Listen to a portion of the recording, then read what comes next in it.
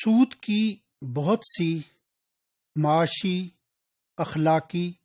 اور معاشرتی برائیاں اور خرابیاں ہیں۔ ان میں سے کچھ جو خرابیاں اور برائیاں ہیں ان کا ذکر اس پریزنٹیشن میں کیا جا رہا ہے۔ سود کی سب سے بڑی خرابی concentration of wealth in the hands of few rich people ہے، یعنی چند ہاتھوں میں دولت کا ارتکاز۔ سورہ حشر کی ایک آیت ہے جس میں یہ کہا گیا ہے کہ دولت کو چند ہاتھوں میں مرتکز نہیں ہونا چاہیے، کَإِ لَا يَكُونَ دُولَةً بَيْنَ الْأَغْنِيَاءِ مِنْكُمْ، یعنی جس کا مفہوم یہ ہے کہ wealth should be equitably distributed among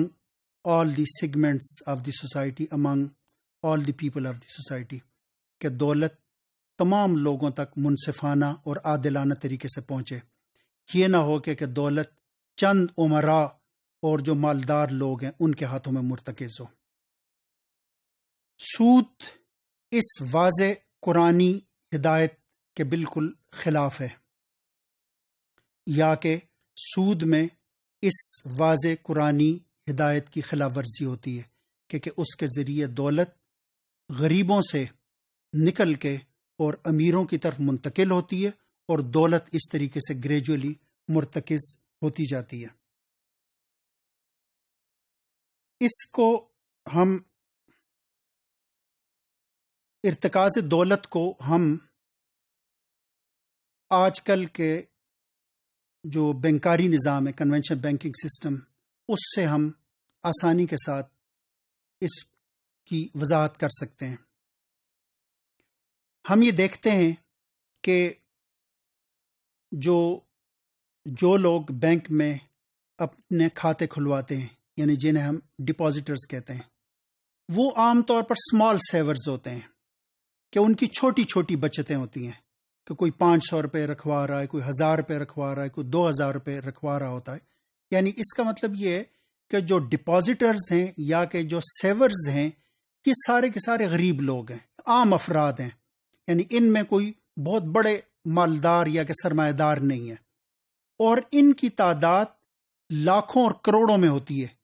ایک اندازے کے مطابق پاکستان میں جو ڈپازیٹرز ہیں وہ کوئی تقریباً 2.5 کروڑ کے قریب ہیں۔ یعنی اس کا مطلب یہ ہے کہ یہ وہ لوگ ہیں کہ جن کے پاس چھوٹی چھوٹی اپنی بچتیں تھیں، مہینے کے آخر میں کسی کے پاس 200 روپے جمع ہوئے، 500 روپے، 1000 روپے اس نے بینک میں جو ڈپازٹ کروا دیے۔ یہ تو ہیں ڈپازیٹرز۔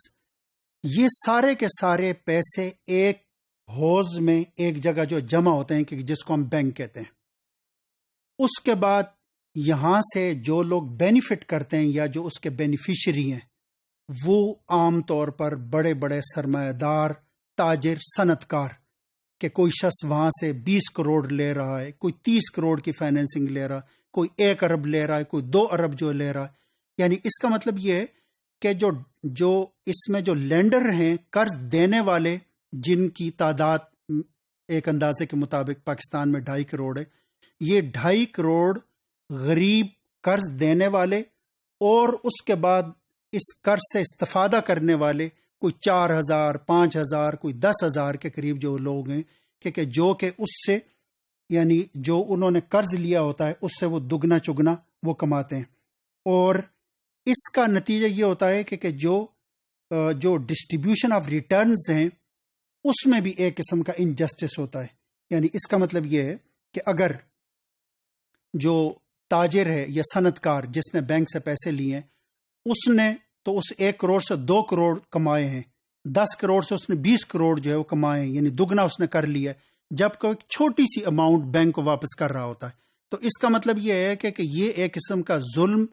بینک کے ساتھ ہے اور ڈپازیٹر کے ساتھ ہے۔ تو یہ جو ایک سسٹم ہے جس میں کہ ہم یہ کہہ سکتے ہیں کہ یہ جو ربا ہے، یہ عام طور پر اس کے ذریعے ایک طرف تو کنسنٹریشن آف ویلتھ ہوتا ہے اور دوسری طرف جو ریٹرنز ہیں ان کی ان جسٹ یا کہ جو ایک غیر منصفانہ وہ ڈسٹریبیوشن ہوتی ہے، کہ جو قرض دینے والا ہے اسے بہت ہی کم ملتا ہے، جبکہ وہ خود اس رقم سے بہت زیادہ کما رہا ہوتا ہے۔